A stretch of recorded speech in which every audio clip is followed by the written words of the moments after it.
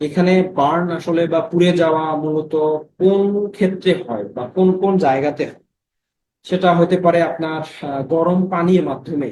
গরম পানির মাধ্যমে পুড়ে যেতে পারে। তারপরে গাড়ির ওভারহিট, কোনো গাড়ির ইঞ্জিনে যদি স্পর্শ লেগে যদি পুড়ে যায় সেটা হতে পারে। ইলেকট্রিক বার্ন, যেটা বিদ্যুৎ শক, এই ক্ষেত্রেও কিন্তু হতে পারে। তবে যেই ক্ষেত্রে বার্ন হোক, ট্রিটমেন্ট স্ট্র্যাটেজি গুলো প্রাইমারি পর্যায়ে কিন্তু সেম টাইপেরই হয়ে থাকে। শরীরের উপরের বা ভেতরের আবরণ যদি ক্ষতিগ্রস্ত হয় এবং কম অথবা বেশি পরিমাণে টিস্যু ধ্বংস হয়, চামড়া পুড়ে যাওয়ার পরেও যদি মাংসপেশি পর্যন্ত পুড়ে যায়, সেটাকে আমরা বার্ন বলবো বা পুড়ে যাওয়া। কিছু কিছু ক্ষেত্রে চামড়াও পুড়ে যেতে পারে, সাধারণ ভাষায় বলে থাকি ঝলসে যাওয়া, যে পুড়ে একদম ঝলসে গেছে। এখানে ঝলসে যাওয়া বলতে চামড়া পর্যন্ত বা মূলত ভেইন, শিরা, উপশিরা গুলো পর্যন্ত কি হয়, পুড়ে যাওয়া। এই সমস্ত রোগী কিন্তু স্বাভাবিকভাবে বাঁচে না। মানে কত দূর পর্যন্ত পুড়ে গিয়েছে তার উপর ডিপেন্ড করে। প্রথমে আসি হচ্ছে সুপারফিশিয়াল পার্শিয়াল থিকনেস বার্ন।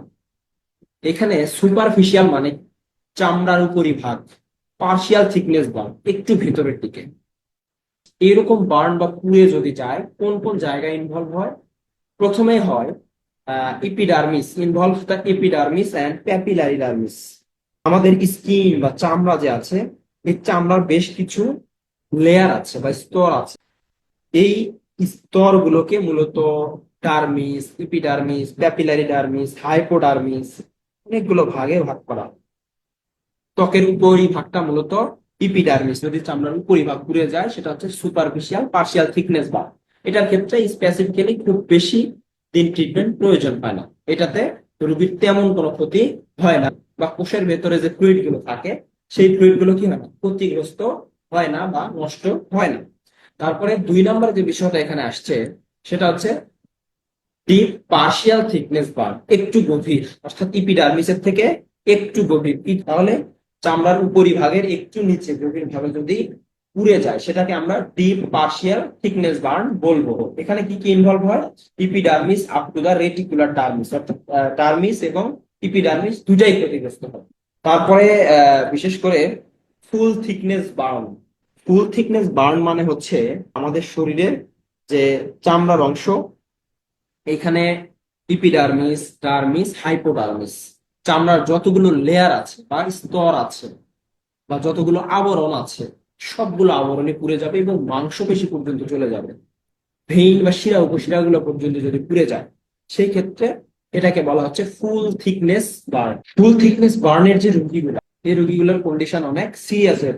যেমন এই রোগীগুলো প্রথমে যে বিষয়টাতে ভোগে, হাইপোভলিউমিক শকে যেতে পারে। হাইপোভলিউমিক শক মানে হচ্ছে পেশেন্টের শরীরের ভেতরে বা আভ্যন্তরীণ যে ইন্ট্রাসেলুলার ফ্লুইড বা তরল উপাদান থাকে, সেটা হতে পারে রক্ত, স্যালাইভারি গ্ল্যান্ডের স্যালাইভা, এনজাইম, বা কি বলবো বডি ফ্লুইড, যেটাই হোক, সেটা কি হয়, নষ্ট হয়ে যায় বা পুড়ে যায়।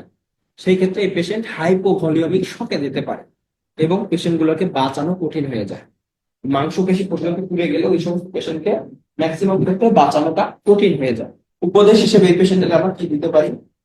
আমিষ জাতীয় খাবার এড়িয়ে চলবে, অর্থাৎ যে কয়দিন ওষুধগুলো চলবে সেই কয়দিন কি করবে, আমিষ জাতীয় বা প্রোটিন জাতীয় উপাদান, শাকসবজি বেশি পরিমাণে খেতে হবে।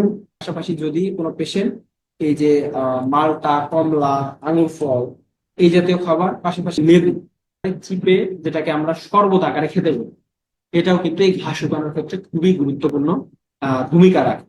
আমরা কিন্তু পাশাপাশি এই সিভিড বা ভাস্কো যে ট্যাবলেট অপসনিনের, এটাও ব্যবহার করব। এবং ন্যাচারাল খাবার বা প্রাকৃতিক খাবার হিসেবে আমরা বেশি বেশি লেবু খেতে বলবো। মালটা বা কমলা, এই জাতীয় যে খাবারগুলো আছে, পাশাপাশি পেয়ারা হতে পারে এখানে, এই জাতীয় খাবারগুলো যেন বেশি পরিমাণে খায়।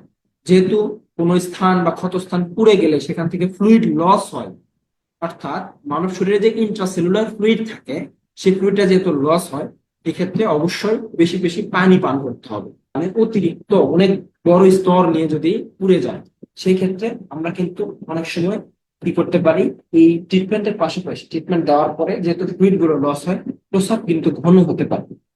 প্রস্রাব ঘন হতে পারে এবং প্রস্রাবে জ্বালা পোড়া হতে পারে। এটা কিন্তু মূলত ইউটিআই এর লক্ষণ না, শরীর থেকে যে পটাশিয়াম ক্লোরাইড, সোডিয়াম ক্লোরাইড এগুলো বের হয়ে চলে গেছে, এটারই একটা লক্ষণ। এখানে আমরা ওটস স্যালাইন ব্যবহার করি। শুধু ওর স্যালাইন, এসএমসি যে ওর স্যালাইন আছে পেশেন্টকে খাওয়া দিতে পারে। পেশেন্টের ক্রাইটেরিয়া অনুযায়ী বা পেশেন্টের চাহিদা অনুযায়ী পেশেন্টকে কাউন্সিলিং এর মাধ্যমে আপনি যতটুকু মানে কি বলবো যে যতটুকু ওষুধ তার নেওয়া সম্ভব বা তাকে দেওয়া সম্ভব এটা আপনাকে বুঝতে হবে। তো এই ছিল মোটামুটি বার্ন টপিকস নিয়ে আলোচনা।